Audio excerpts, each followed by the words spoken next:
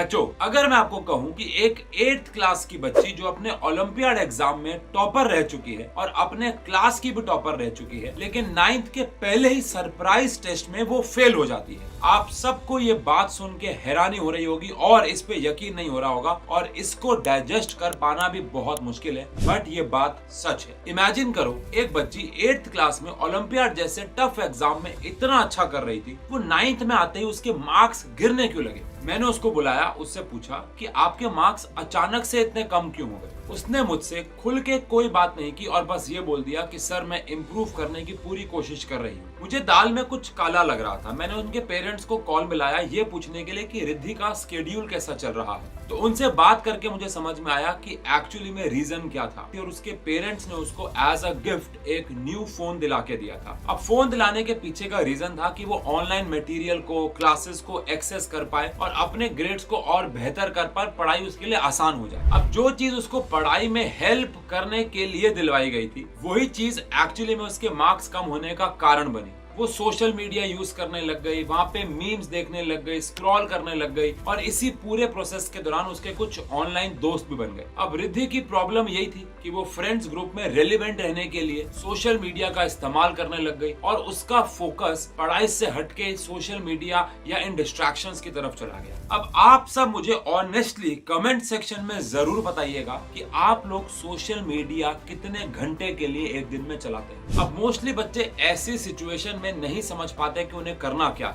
एक वीडियो तो देख लेते हैं कि हाउ टू अवॉइड डिस्ट्रैक्शन और उसी के बाद उसी की नीचे की वीडियोस या इंस्टाग्राम स्क्रॉल करने में उनका हाथ बिजी हो जाता है। अगर आप उन बच्चों में से हैं जो अपने भविष्य को लेके बिल्कुल भी सीरियस नहीं है, तो ये वीडियो आपके लिए नहीं है। आप इस वीडियो को अभी बंद कर सकते हैं। लेकिन अगर आप अपने बोर्ड के एग्जाम्स में बहुत अच्छा स्कोर करना चाहते हैं, अपना भविष्य बेहतर करना चाहते हैं, तो वीडियो को एंड तक जरूर देखिए। तो मुझे कमेंट सेक्शन पे लिख के बताओ आई विल, और आप सब इस डिस्ट्रैक्शन को अपनी कमजोरी नहीं बनने दोगे। तो बच्चों, शुरू करते हैं। आज की इस वीडियो में मैं आपको 3 प्रैक्टिकल टिप्स दूंगा जिससे आप डिस्ट्रैक्शन से बच पाओगे और रिद्धि जैसे ट्रैप में नहीं फंसोगे। तो आप सभी ने देखा या सुना जरूर होगा कि जितने भी एथलीट्स होते हैं वो अपनी बॉडी को हेवी वर्क से पहले वार्म अप जरूर करते हैं ताकि उनकी बॉडी वो सारा मेहनती भरा काम करने के लिए तैयार हो जाए। तो आपको भी अपनी बॉडी और अपने ब्रेन को एक वार्म अप देना होगा, तैयार करना होगा। तो अपनी बॉडी को, अपने ब्रेन को वार्म अप कैसे दे सकते हैं, आओ जरा समझते हैं। कुछ हैबिट्स के बारे में बात करने जा रहा हूं जो आपको आज से ही बिल्ड करनी होगी, इस पे प्रैक्टिस करना होगा। तो सबसे पहली टिप है एक्सरसाइज एंड मेडिटेट। आप सबको अपने दिन की शुरुआत करनी है 15 से लेके 20 मिनट के सेशन के साथ। आप मेडिटेट भी कर सकते हो या मॉर्निंग वॉक भी कर सकते हो। शायद आप ना जानते हो कि इससे आपके बॉडी में, आपके ब्रेन में ग्रे मैटर इंक्रीज होता है जो कि हेल्प करता है चीजें आपको लंबे समय तक याद रखने में। सेकेंड है क्लटर फ्री रूम। ये बात मैंने जापानीज टेक्निक वाली वीडियो में भी बताई थी। अगर आपका रूम साफ होगा तो आपको कम डिस्ट्रैक्शंस होंगे। पढ़ते वक्त फोन को कमरे से बाहर रखने की कोशिश करो और बेस्ट तरीका बताता हूँ, पेरेंट्स को दे दो। थर्ड है fixing your eating and sleeping habits. अब दिमाग में सोच लेने से तो डिस्ट्रैक्शन से बचोगे नहीं। डिस्ट्रैक्शन से बचने के लिए अपने हैबिट्स में, अपने रोजमर्रा के जीवन में बदलाव लाना बहुत जरूरी है और उस कारणवश आपको अपनी कुछ हैबिट्स को सुधारना होगा। अब खास करके आपको अपनी ईटिंग हैबिट्स को सुधारना होगा। रोज बाहर का खाना अवॉइड करें खाना। अगर आप अपने लाइफ में हेल्दी अच्छा खाना खाते हैं तो पढ़ते वक्त आपको नींद नहीं आएगी, पूरे दिन आपका एनर्जी लेवल हाई रहेगा, फोकस तो इम्प्रूव होगा ही होगा। और अगर ऊपर नींद की बात चली है तो इसके बारे में बात करना बहुत जरूरी है। देखो, मेहनत तो करना एक इम्पोर्टेंट पार्ट है ही, लेकिन उस मेहनत के चक्कर में अपने नींद को सैक्रिफाइस करना एक अच्छा ऑप्शन नहीं है। एक इंसान को इफेक्टिवली काम करने के लिए एवरेजली 8 घंटे की नींद, वो भी अच्छी नींद चाहिए, ये बहुत जरूरी है। अब अगर आपने ये चीजें फॉलो कर ली तो आधी चढ़ाई तो आपने चढ़ ली। अब बाकी की मेन चढ़ाई है डिस्ट्रैक्शन से कैसे बचें। तो आप सबकी लाइफ में मेन डिस्ट्रैक्शन आपका फोन, इंस्टाग्राम या बाकी सोशल मीडिया है। तो आओ कुछ टिप्स के बारे में बात करते हैं जो इस डिस्ट्रैक्शन को आपके जड़ से हटा देगा। तो जब भी आप सोशल मीडिया यूज करें, अपने गोल्स को दिमाग में रखें। लेकिन सर, गोल्स को दिमाग में रखें कैसे? बिकॉज हम तो डिस्ट्रैक्टेड हैं।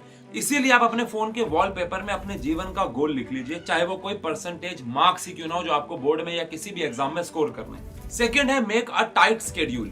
अब जीवन में ज्यादातर लोग सोशल मीडिया चलाना क्यों शुरू कर देते हैं? बिकॉज वो फ्री होते हैं। उनके जीवन में एक प्रॉपर टाइम टेबल नहीं होता। टाइम टेबल के ऊपर भी एक बहुत बेहतरीन वीडियो बनाई थी, जाके चेक कर सकते हो। अगर आपके जीवन में एक बेहतरीन टाइम टेबल होगा और आपके पास समय नहीं होगा, आप सोशल मीडिया चलाओगे कैसे? थर्ड है कॉन्क्रीट सॉल्यूशन। आप अगर कर सकते हो तो अपने बोर्ड एग्जाम्स तक सोशल मीडिया को बंद ही कर दो, और अगर ये नहीं कर सकते तो सिर्फ ऐसे कंटेंट को कंज्यूम करो जो आपकी पढ़ाई में आपकी मदद कर रहे हैं, और अपने इन एप्स पे लंबे लंबे पासवर्ड लगाओ ताकि उन्हें अनलॉक करते हुए आपको समय लगे, और अगर समय लगेगा तो उस दौरान हो सकता है कि क्रेविंग आपकी चली जाए। जैसे कि मैं आपको इसका एक छोटा सा एग्जांपल दूं कि अगर मुझे टॉफी खाने की क्रेविंग हो रही होती है और टॉफी का पैकेट खुलने में बहुत समय लगता है, तो कहीं ना कहीं मैं इरिटेट हो जाता हूं और टॉफी नहीं खाता हूं। लेकिन इसी तरीके से आपने लंबे पासवर्ड की मदद से कुछ हद तक अपने क्रेविंग्स को कम कर सकते हैं। फोर्थ टिप है फाइंड एक अच्छा अकाउंटेबल पार्टनर, विच मीन्स कि अगर आप अपने घर में किसी एक इंसान को सेलेक्ट कर लो जो ये काम कर सके। क्या? जब भी आप सोशल मीडिया यूज कर रहे हो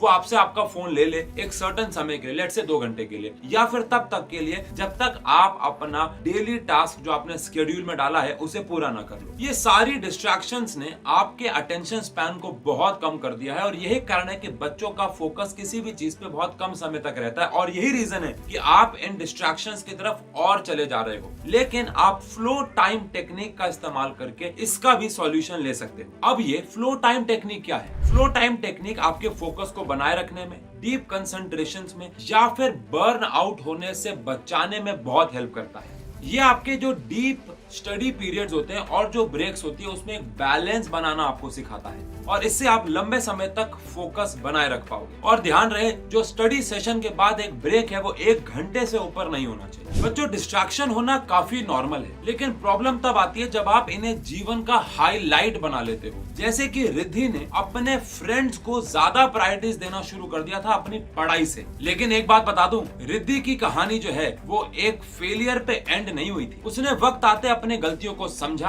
अपने असली पोटेंशियल को समझा, लॉन्ग टर्म गोल्स पे फोकस किया, और इन शॉर्ट टर्म डिस्ट्रैक्शन से अपना ध्यान हटाया। इस साल उसने 10th के अंदर 95% मार्क्स स्कोर किए। तो बच्चों, अगर रिद्धि ये काम अपनी लाइफ में कर सकती है, 9th में बुरा परफॉर्म करने के बावजूद 10th में अच्छा स्कोर कर सकती है, तो वक्त आते आप भी ये काम कर सकते हैं। और जाने से पहले इस वीडियो को लाइक जरूर करना और चैनल को सब्सक्राइब करना, और मिलते हैं अगली वीडियो में। Thank you so much.